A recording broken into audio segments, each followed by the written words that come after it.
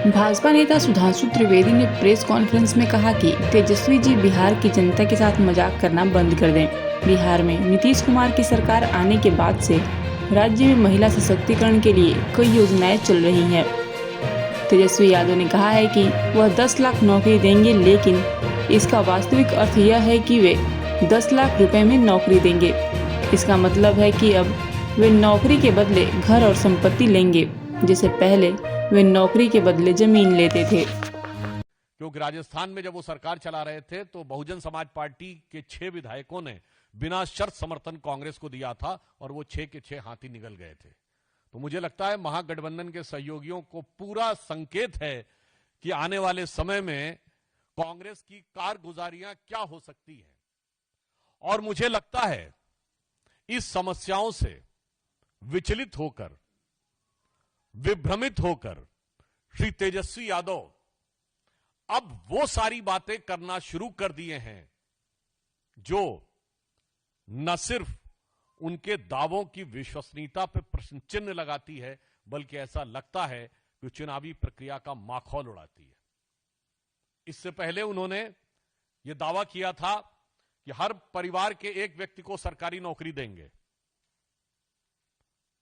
मुझे लगता है कोई भी गंभीर व्यक्ति समझ सकता है बिहार की आबादी वर्तमान समय के प्रोजेक्शन के अनुसार 13.5 करोड़ है और 4.2 पर्सन पर फैमिली ऑन एन एवरेज होते हैं। अगर आप उससे डिवाइड करें तो 3 करोड़ कुछ लाख के आसपास आता है।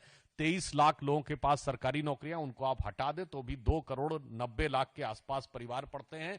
और हर व्यक्ति को अगर आप सरकारी नौकरी देंगे तो मिनिमम 30-35 हजार तनख्वाह से लेकर 2 लाख तक की तनख्वाह होती है, यानी 70-75 हजार रुपए ऑन एन एवरेज सैलरी पड़ेगी। तो मतलब 10 लाख रुपए साल, और 10 लाख रुपए साल को अगर आप 2 करोड़ 90 से गुणा कर दें तो 29 लाख करोड़ रुपए। बिहार का बजट है 3,17,000 करोड़ रुपए। कहावत होती है उतने पांव पसारिए जितनी चादर होए, पर उतनी बात बोलिए जिसका 1/10 भी बजट न होए। ये अगर करके दिखाया है तो तेजस्वी जी ने। और यहां पर यह भी समझ में आता है कि यदि पर्याप्त और उचित शिक्षा न हो तो नेता किस प्रकार की बात करने का प्रयास करता। और आज उन्होंने एक और काम किया। देखिए, बहुत साफ दिखाई पड़ता है जहां तक एनडीए और भारतीय जनता पार्टी का प्रश्न है, महिलाओं के सशक्तिकरण, आर्थिक सशक्तिकरण, जो हमने 75 लाख महिलाओं को 10,000 रुपए देने का कार्य किया, वो सिर्फ घोषणा नहीं की, कार्य किया है। और बिहार में इससे पहले के दौर में भी श्री नीतीश कुमार जी के आने के बाद महिलाओं के और लड़कियों की शिक्षा के विकास से लेकर हमारी जब सरकार आई तब महिलाओं में शिक्षा दर बिहार में 33% थी, अब 74% है। अगर आप देखें तो कॉलेज यूनिवर्सिटी से लेके सरकारी पदों में भी 33% आरक्षण के साथ साथ पंचायतों में आरक्षण सुनिश्चित किया गया। महिला पुलिस बल बना है और सुकन्या योजना बहुत पहले से बिहार में चल रही थी। प्रधानमंत्री श्री नरेंद्र मोदी जी की सरकार आने के बाद अगर आप देखें तो बेटी बचाओ बेटी पढ़ाओ से लेके, चाहे हर घर शौचालय की योजना से लेके, मुद्रा योजना और स्टार्टअप से लेके वर्तमान समय में लखपति दीदी और ड्रोन दीदी तक, ये हमारा 10 साल का एक व्यवस्थित सोच है।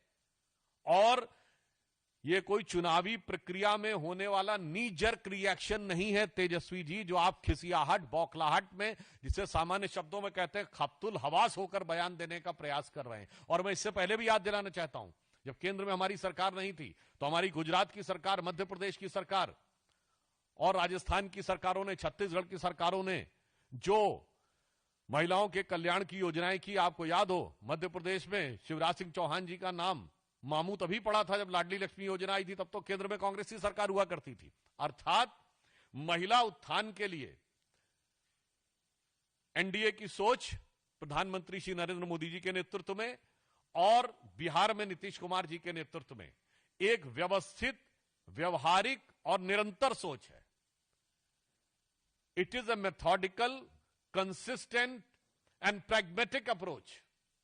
जबकि उनकी तरफ से मैं सिर्फ यह कहना चाहूंगा, कई बार जो राजद के लोग बोलते हैं उनके मन का मनोभाव समझने का प्रयास करना चाहिए। आपने देखा जब तेजस्वी जी ने कहा था 10 लाख नौकरी देंगे, 20 लाख नौकरी देंगे, तो अंतर्निहित मनोभाव शायद जनता नहीं समझ पाई थी, अब समझ गई। उनका मनोभाव यह था 10 लाख में नौकरी देंगे, वो में शब्द छुपा ले गए थे। 20 लाख में नौकरी देंगे, और नहीं होगा 10-20 लाख तो जमीन ले लेंगे। अब आपने देखा अगर उन्होंने कहा कि हर घर को नौकरी देंगे, आप समझ नहीं पा रहे हैं। इसका अर्थ हो गया जिस घर में सरकारी नौकरी लेनी होगी, जमीन तो पहले ली जा चुकी है, अब घर बार भी बेच देना पड़ेगा। मतलब भाव ये हो गया सरकारी नौकरी के बदले में घर ले लेंगे, अभी तक तो जमीन ली थी। और जहां तक वो महिलाओं की बात कर रहे हैं, मुझे लगता है राजद का कोई व्यक्ति यदि ये बोले, लालू प्रसाद यादव जी के शासनकाल में आजीविका तो छोड़िए, जान और सम्मान पे महिलाओं के जितने बड़े खतरे रहते थे, वो मुझे लगता है आज भी बिहार भूला नहीं है। जो लोग भी 30 वर्ष या उससे अधिक आयु के होंगे, यानी 20 साल पहले की जिनको मेमोरी होगी, उनके दिमाग में बहुत स्पष्ट रूप से होगा। बहुत साफ बात है, जो लोग आज तक अपने शासनकाल में, देखिए राहुल जी की पार्टी का शासन 50 साल रहा भारत पे निरंतर, और उसमें तकरीबन 40-45 साल उनके परिवार का शासन रहा, और तेजस्वी जी के तो माई और बाप का शासन रहा। उसके बाद जो न कर पाए, आज यदि आप यह सब्ज बाग दिखाने का प्रयास करते हैं, तो मुझे हिंदी की वो कहावत याद आती है कि बाप न मारी मेढकी बिटवा तीरंदाज। यानी जिस जमाने में खुद स्वयं नहीं कर पाए थे, आपकी पार्टी नहीं, आपके परिवार का शासन था। और मैं अंत में कहना चाहूंगा, तेजस्वी जी बिहार की जनता के साथ मजाक करना बंद करिए। आपका गठबंधन और गठबंधन की सियासत अपने आप में मजाक बन चुकी है। बिहार बहुत प्रबुद्ध, राजनीतिक दृष्टि से बहुत जागरूक लोगों का प्रदेश है। यह भगवान बुद्ध का प्रदेश है, इसे बुद्धू बनाने का प्रयास मत करिए। कोई भी व्यक्ति सहज भाव से समझ सकता है कि आप सिर्फ मजाक ही नहीं, क्रूर मजाक कर रहे हैं, क्योंकि जो चीज ना आपके मन में है, ना आपके कर्म में है, उसे वचन में देके धोखा देने का प्रयास नहीं हो सकता।